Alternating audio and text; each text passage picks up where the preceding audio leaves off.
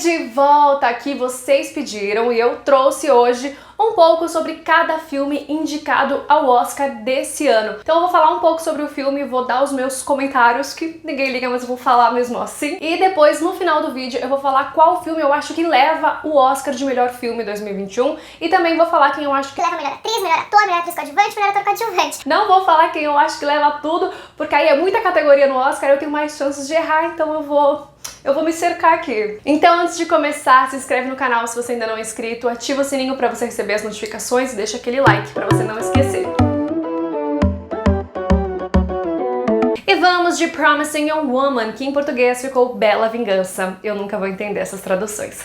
Quando eu vi que esse filme se tratava de uma vingança de uma mulher contra um monte de macho babaca, eu já sabia que eu ia amar. Mas ao mesmo tempo ia embrulhar o meu estômago. Foi exatamente a sensação que esse filme causou em mim. Dirigido e roteirizado pela Emerald Fennell, ela que faz a Camila no The Crown. E esse ano a gente teve um aumento de número de mulheres diretoras indicadas. Nessa categoria Melhor Filme são 8 filmes e temos 2 mulheres.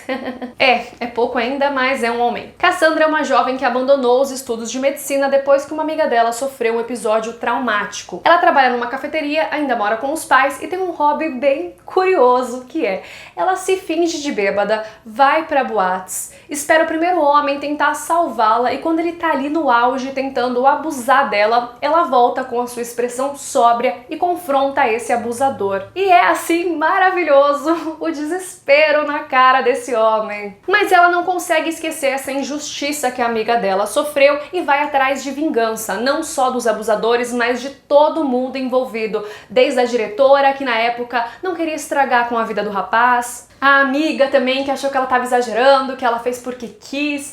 Enfim, é um prato cheio de misoginia, de machismo e é uma resposta ácida a essa cultura do estupro que a gente vive. O final eu não gostei muito, eu não vou dar spoilers aqui nesse vídeo sobre nenhum filme, mas eu me senti assim um pouco frustrada. Se você assistiu esse filme, deixa aqui nos comentários o que você achou. Mas mesmo assim é um filme incrível e vale destacar a atuação da Carey Mulligan, que consegue oscilar entre ser doce, sádica, femme fatale. Ela tá maravilhosa, inclusive concorrendo a melhor atriz e com grandes chances de levar.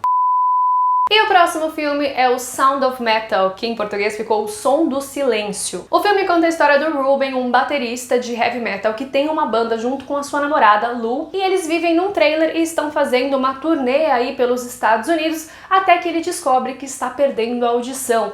Mas quando ele descobre, ele já quase não tem audição nenhuma, então ele fica desesperado. O médico explica que ele pode fazer um tratamento, mas é um tratamento muito caro. E ele quer muito fazer esse tratamento, colocar um implante, mas ele não tem condições, então ele fica brigando muito com a namorada, até que eles chegam a um consenso para ele ir para uma clínica de reabilitação para pessoas surdas e ex-dependentes químicos. E na clínica de reabilitação tem o Joe, que é o responsável, interpretado pelo Paul Ritchie, que tá brilhante. Ele tenta o tempo todo acolher o Ruben para ele poder entender que aquilo não é um problema, é uma situação adversa que ele tá vivendo, mas que pode ser contornada, que muitas pessoas vivem assim e tão bem e tão felizes. Mas ele tá sempre focado em conseguir o dinheiro para colocar o implante, como se isso fosse resolver esse problema. Esse filme, ele é muito sensorial, ele conseguiu me deixar muito angustiada do começo ao fim, na verdade, porque ele consegue contrapor discussões calorosas com silêncios angustiantes. Eu achei a mensagem do filme incrível, inclusive o Riz Ahmed, que interpreta o Ruben, tá concorrendo a melhor ator,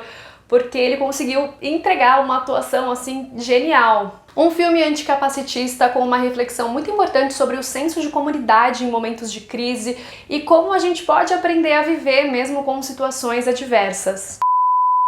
E vamos de O Sete de Chicago. Baseado em fatos reais, o longa retrata um dos principais julgamentos da história, que foi o julgamento contra os líderes das manifestações que ocorreram em Chicago contra a Guerra do Vietnã. E nessas manifestações tiveram vários confrontos entre a polícia e os manifestantes e teve bastante violência. E aí eles escolheram os principais líderes para poder julgar. No começo eram 8, mas depois eles viram que um não tinha nem que estar lá, e aí viraram 7. E esse homem que não tinha que estar lá, porque estava sendo completamente injusto julgá-lo, sofreu, eu acho que foi o pior, que foi o episódio de racismo e de abuso de autoridade que quando eu vi aquilo eu fiquei horrorizada, mas eu falei, não é real, mas não sei se você é igual eu, mas quando eu assisto um filme que já aconteceu a mesma história na vida real, eu já dou um Google, já vejo o que aconteceu, e sim, aquela cena super pesada é real. Esse julgamento ele foi muito longo e ele ganhou muita atenção da imprensa, inclusive tinha um slogan, né, que é o mundo todo está assistindo. Mas foi um julgamento completamente injusto, a gente consegue ver a manipulação do Estado dentro desse julgamento, então também é um filme que você vai ficar assim com bastante raiva. Mas temos alguns bons alívios cômicos, interpretados pelos hippies que estão o tempo todo brincando com o juiz, tirando sarro com a cara dele, e isso também foi real e aconteceu. Um filme super interessante de assistir pra gente ter conhecimento sobre essa parte da história. E vamos de Nomadland. Depois da crise econômica de 2008 nos Estados Unidos, a gente acompanha a Fern, ela que perdeu o marido e também o emprego, porque a fábrica que sustentava a cidade dela faliu. E ela resolve viver no seu carro e viajar, né, pelas estradas, ter essa vida nômade. Ela faz bicos em alguns lugares. O filme em nenhum momento romantiza esse estilo de vida, muito pelo contrário, ele mostra todos os perrengues que ela passa para trabalhar, para mudar de cidade, para lavar roupa. E a Fern encontra muitas pessoas ao longo desse caminho, e o longa também é muito sobre essas relações interpessoais e a força desses encontros. E uma curiosidade é que a maior parte dos nômades no filme são nômades reais e não atores, o que fica até difícil saber o que foi roteirizado e o que não foi. Um filme contemplativo e sensível que contrasta paisagens lindas com dramas reais, dirigido pela Chloe Zhao. Detalhe que eu só tô falando aqui as diretoras que são mulheres, né? Os diretores homens, joga no Google o que você acha. E vale ressaltar a atuação da Frances McDormand, ela que tá muito sutil na sua atuação, da protagonista, da Fern, que consegue ser uma mulher muito empática com todo mundo e ao mesmo tempo muito desafiadora com algumas normas e padrões da nossa sociedade. E o filme tem uma mensagem muito bonita sobre a nossa jornada ser mais importante que o destino e sobre tudo que a gente procura nunca tá no lugar que a gente acha que vai estar, aí sim, sempre dentro da gente. Eu falando isso sou meio um coach ruim, né? Mas eu juro que no filme é bom. E o próximo filme é Mank. O filme conta a história de como o roteiro célebre de Cidadão Kane ganhou vida. A gente acompanha a história desse roteirista, o Mank, ele que é um alcoólatra, viciado em jogo, mas ao mesmo tempo ele é um gênio injustiçado, que tá sempre brigando com todo mundo em Hollywood. A gente consegue ver também todo esse glamour, né, de Hollywood e toda a situação política da época. Eu particularmente não gostei muito desse filme, na verdade de todos os filmes que eu falei e vou falar aqui, foi o que eu menos gostei.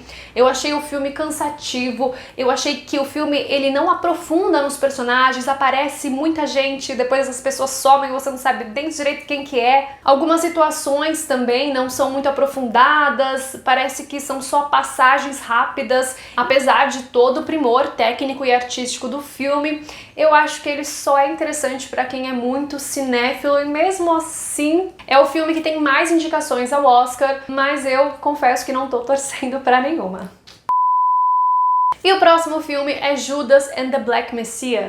Em 1969, quando os Estados Unidos estava explodindo em confrontos raciais, com muitas lutas por conta dos direitos civis negros, principalmente desencadeados depois do assassinato de Martin Luther King, o FBI investigava os Panteras Negras. E nisso surge o Bill, ele que é um ladrão de pequenos roubos, ele roubava carros, e aí o FBI prende ele, e o agente Mitchell consegue convencê-lo de se infiltrar nos Panteras Negras para conseguir informações para a polícia, e aí ele acaba se tornando o Judas. E quem é o líder dos Panteras Negras naquele momento é o Fred Hampton, interpretado pelo Daniel Kaluuya, e ele é um líder que consegue unir a todos. Então ele fala com a comunidade negra, ele fala com os latinos, ele une todos esses grupos marginalizados nos Estados Unidos e consegue causar muito barulho, o que assusta, obviamente, a polícia, porque ele é visto assim como o Messias. Eu gostei muito do filme, ele passa uma mensagem muito forte sobre o racismo, sobre luta de classes, sobre como é difícil a gente mudar toda essa estrutura. Porém, eu confesso que eu esperava mais do personagem Bill, que é o Judas, eu esperava um pouco mais de complexidade nesses sentimentos. Em nenhum momento eu consegui entender se ele de fato estava do lado das Panteras Negras, ou se ele estava do lado da polícia, ou se ele estava oscilando entre os dois. Eu achei assim um pouco confuso. Mas o que salvou foi a atuação do Daniel Kaluuya, que ele consegue entregar um líder completamente guerreiro, carismático e que tá ali entregue pela sua comunidade. E vamos falar de Minari. Completamente minimalista, o filme foca nos conflitos de uma família coreana que já mora nos Estados Unidos, mas eles moram na Califórnia e eles se mudam para o Arkansas. A história se passa nos anos 80 e o Jacob, que é o pai da família, compra um terreno com o sonho de fazer uma fazenda. Mas a Mônica, que é a esposa dele, é mais pé no chão e ela é contra isso, ela acha que ele sonha um pouco demais e eles acabam tendo vários conflitos. Nisso, eles resolvem chamar a mãe da Mônica, né, a avó das crianças, para ajudar, né, a cuidar das crianças e tentar dar uma amenizada nesse clima. O casal tem 2 filhos e o David, que é o mais novinho, e essa criança fofa demais. Ele nasceu nos Estados Unidos, então ele não tem muitas referências coreanas, só aquilo que os pais apresentam. Então ele ainda não conhece a avó e quando ela chega, ele espera que ela vai ser uma típica vovó americana que faça cookies. Só que não, ela assiste luta, ela fala palavrão e ela e o David protagonizam cenas completamente engraçadas e tocantes. Eu achei o filme muito delicado, com muito naturalismo e honestidade. É um filme que conta a história de uma família imigrante que quer prosperar nos Estados Unidos, mas acaba não caindo nesse clichê. E o último filme da lista de indicados ao Oscar é Father, ou Meu Pai. Anthony, interpretado pelo brilhante Anthony Hopkins, é um senhor que tá ficando cada vez mais velho e passa por várias cuidadoras, porque nenhuma consegue parar lá, porque ele sempre arranja algum problema, ele fala que uma delas tá roubando ele. E quem sofre com isso é a filha dele, a Annie, interpretada pela Olivia Colman, que quer deixar o pai numa situação confortável antes dela viajar pro exterior. Mas ele tá sempre tornando tudo muito difícil. Ele é uma pessoa difícil, mas ele é muito carismático, então a gente não consegue não gostar dele. E durante o filme a gente vê algumas cenas que se repetem, cenários que mudam de repente, personagens que mudam de repente a outra pessoa, trazendo uma enorme vulnerabilidade para o nosso personagem principal, até a última cena, que é de tirar o fôlego. Eu amei esse filme, foi um filme que mexeu bastante assim comigo. Achei linda a forma que o filme retrata a fragilidade humana. Acho que todo mundo que teve ou tem um parente com demência sabe muito bem como são essas situações e conseguiu também se identificar. Então esses foram os filmes, agora eu vou falar quem eu acho que leva o Oscar de melhor filme. Eu tô bem na dúvida. Eu gosto muito de Father, mas eu também gosto muito de Nomadland.